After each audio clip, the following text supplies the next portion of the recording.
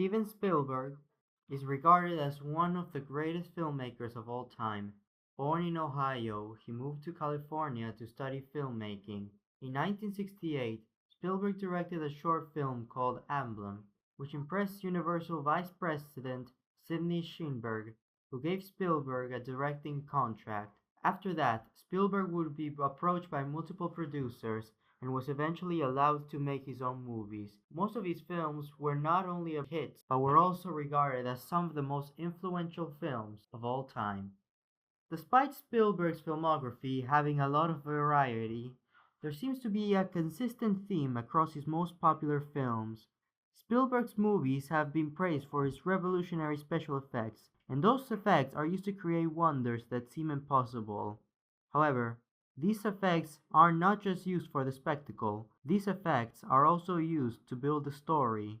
Most of his stories involve ordinary protagonists that serve as surrogates for the audience, and in almost every film, the protagonist encounters something that humanity was never meant to encounter, thus exposing both the flaws of humanity and the virtues of humanity. Raiders of the Lost Ark explores more about the relationship between the known and the unknown. The unknown is an ark that holds power beyond human understanding, and people react differently to it. The Nazis view the Ark as a weapon that can secure victory, showing their greed and a desire for control. In contrast, Indiana Jones seeks the Ark for the discovery, and in this discovery is tested when he learns to not look inside it. So Indy respects, which saves him from the power of the Ark. When Indy goes for the map, it's shown in wide shots to show the mystical map room, with a few close-ups to show Indy's reaction. The editing is fast for the action scenes, to get the adrenaline pumping, but it slows down for scenes like the opening of the Ark, building up suspense, and getting more tense than terrifying once the Ark is open. This is again enhanced by John Williams' music, where the editing and music complement each other.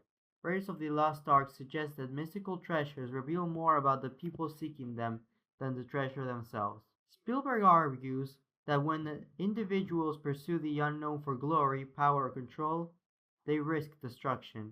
However, when they approach it with humility, curiosity, and respect, they gain insight into something greater than themselves. Through this message, Spielberg reinforces his recurring beliefs that humanity's virtues, not its ambition, determine how it responds to the extraordinary. Jurassic Park's groundbreaking effects almost mirror the characters' response to the dinosaurs themselves. John Hammond takes the opportunity to use the dinosaurs for entertainment and innovation, but him along with the other characters start seeing the consequences of controlling things that shouldn't be controlled. While the scientific discovery is represented as virtuous and exciting, the consequences are represented as terrifying and concern for survival. The movie emphasizes this by having a shift halfway through the movie, as it starts raining and the power goes out, making the film about discovery and then survival. The exciting discovery part is filmed with Spielberg's signature shot of the well-acted reaction, followed by the wonder, which is shown even better because the Bronchiosaurus isn't immediately revealed, and is shown in a bright sunny day, which contrasts the T-Rex, which is shown in a stormy night. Like many Spielberg movies, this movie is well at pacing and music, which is shown for small reveals like the Bronchiosaurus, but also the T-Rex. The T-Rex is big and slow like the Bronchiosaurus, therefore the survival is shown with minimal music. However, the raptors are much faster and smarter predators, so the music and pacing is faster. This emphasizes the different types of danger. Ultimately, Jurassic Park is not simply a film about dinosaurs. It is an exploration of how people respond to the extraordinary. It is an exploration of how people respond to extraordinary scientific discoveries. Spielberg argues that science itself is neither good nor evil, rather it's humanity's desire to control nature without fully understanding its consequences, which creates the danger.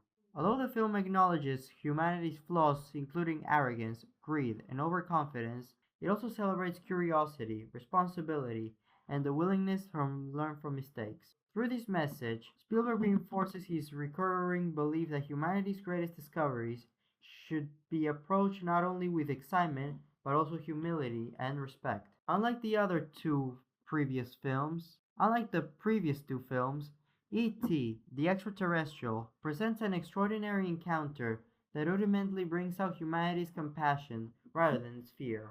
Many adults see E.T. as something to be captured and to be studied. In contrast, Elliot chooses friendship over suspicion. Spielberg often films from a child's perspective by using low camera angles and warm lighting, allowing the audience to experience the alien with the same curiosity and innocence as Elliot. The growing bond demonstrates that understanding can overcome fear, and this reaches its emotional peak during E.T.'s goodbye, with its gentle close-up, soft lighting, and John Williams's with gentle close-ups, soft lighting, and John Williams's soaring score transform what could have been a sad farewell into a celebration of love, friendship, and selflessness. Eliot accepts that some extraordinary things cannot be possessed, they can only be appreciated.